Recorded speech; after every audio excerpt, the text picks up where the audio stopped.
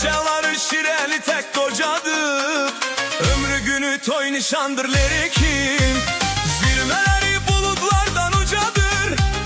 Kayaları kılınç kimi haçadır. Kocaları şireli tek kocadır. Ömrü günü toy nişandır lirikim. Sesleyende darlar sana hay verer. İgitlere gayretinden pay verer. Koda geçse mal getirer çay verer. İnsanlar mehribandır lirikin. Gözelleri gözellerin göreceği. Melek kimi kocası al bir şeyi. Derde derman her gülü her çiçeği. Her nimeti bir lokmandır lirikin.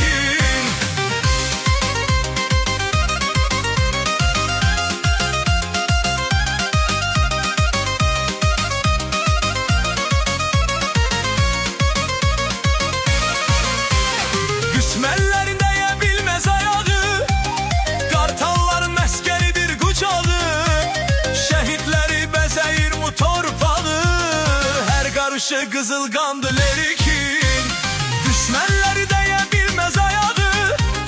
Kartalların meskeri bir kucağı. Şehitleri bezeyir bu torpağı.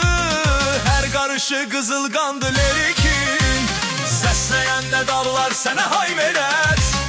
İgitlere gayretinden tay verer. Korov geçse bal getinen çay verer. İnsanları mehribandır lirikin. Gözellerin gözellerin gülçeği. Melek kimi kocası ad dinçeği.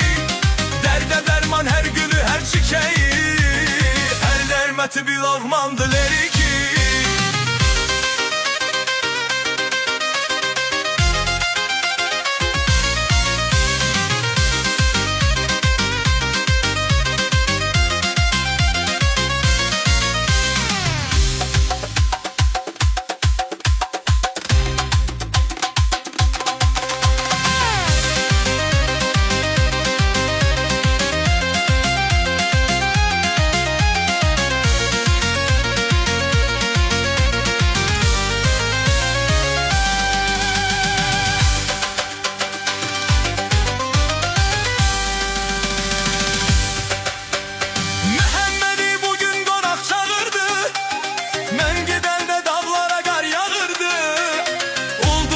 Çiğnimize taxırdı.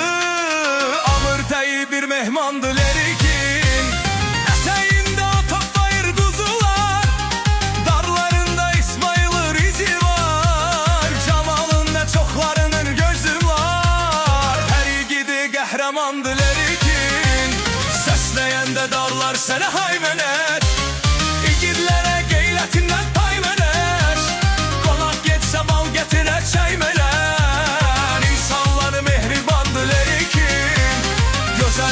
Gözellerin göreceği. Melek kimi kozası al dinçeği. Derne derbun her gülü her çiçeği. Her nimeti bir lokmandır